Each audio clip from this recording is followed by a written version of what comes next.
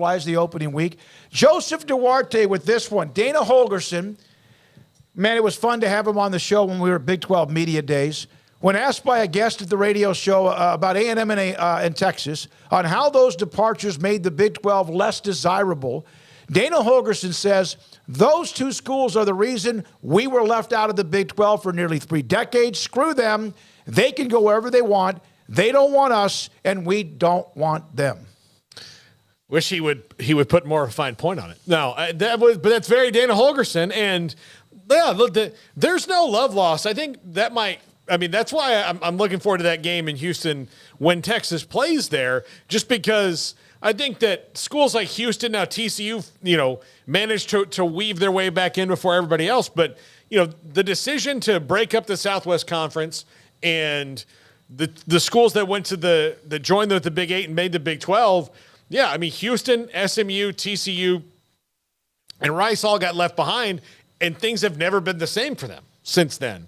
And Houston's had to make a 3-decade plan to get back in the Power 5. TCU had to be in, how many different other conferences before they got back into the Power 5. And headed to another one before they changed their mind, the Big East. Exactly. So they were moving all over the place just to try to make things better for them. So, yeah, it's not surprising. And I think that, that's the Dana Holgorsen answer. That's the real answer of most Houston fans. That wouldn't be the university president answer, but that's how they mostly feel.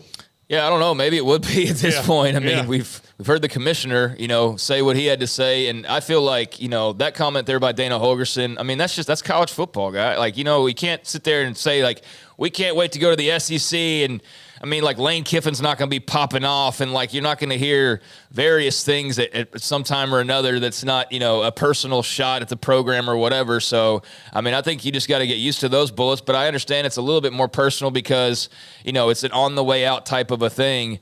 Last week when Brett Yormark made his comments, I didn't, feel strongly one way or the other about him. I got it from really all perspectives. And I think, though, that I did say, I just kind of hated that the way it came across was that it fueled, we're going to get screwed talk or, they're out to get us and that kind of stuff. And it just led to a lot of ugliness. Although after a certain point, it was like, okay, yeah, maybe that wasn't the most professional thing, but it's not a big deal.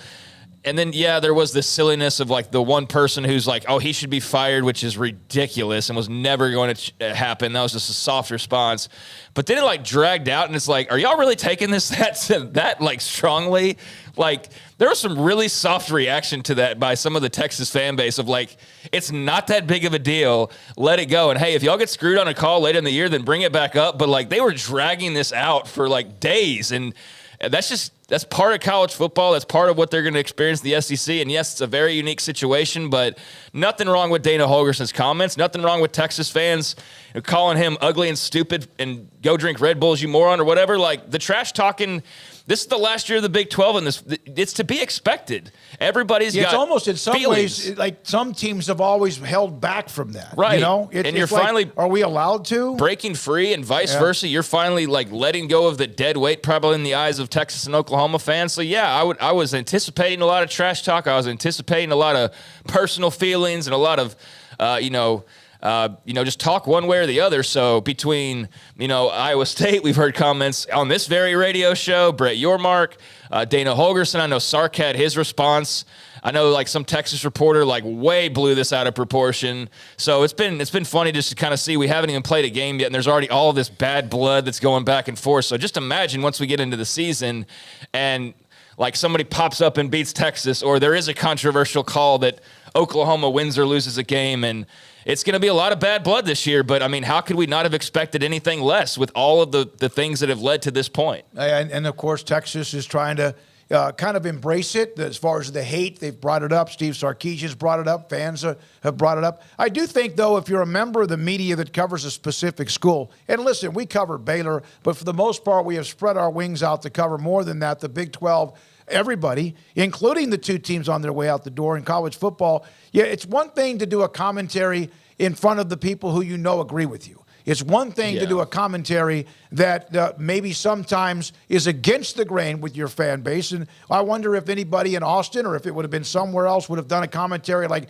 hey, calm down. It was just a flippant remark by your Mark and or by Dana and or by eventually maybe somebody at Texas. And that's really all it was. And then, but like, that's not what we got to make it a much bigger deal and drag it out. And yeah, your Mark's comments got blown way out of proportion. I mean, 24 hours, okay, but like 72 hours and you're still already using it as a reason to be upset about something that hasn't even happened yet. I find it silly, but yeah, this is just the ramp up to what is inevitably going to be mountains of trash talk all across the conference here over the next few months. And I mean, when you're onboarding 4 new schools and they've got fan bases that have a lot to say and a lot of confidence in places like Orlando and Provo, et cetera, and then you've got a lot of teams that are holdovers that are going to be, the hateful 8 that have a lot of confidence and a lot of angst built up as well.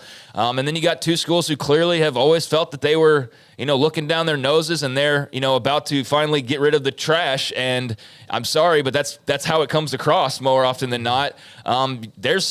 That's a lot of elements that are going to be very combustible, and I, for one, can't wait to see, how that, goes along these next few weeks. Yeah, it does feel like they're like, oh, we're finally flying first class. Yeah, there's a little bit exactly. of that. And look, feel how you want to feel about it. I mean, none of us are going to change your mind. If you say something, whether you mean it or not, whether you're being transparent, and Dana Holgorsen sounds like he absolutely feels that way, in representing the school that he coaches. If you feel that way, say what you think, but also know that at some point there will be, I'm not saying it's going to be bulletin board material. I mean, really, you don't need that if you're playing games, but I know that maybe your Mark the week of Texas Tech, which is forever from now, or what Dana says, or if somebody from Tech or somebody from Oklahoma State or Baylor, whatever is said. It does seem like that I saw a lot of reaction to that, like, man, they're picking on UT.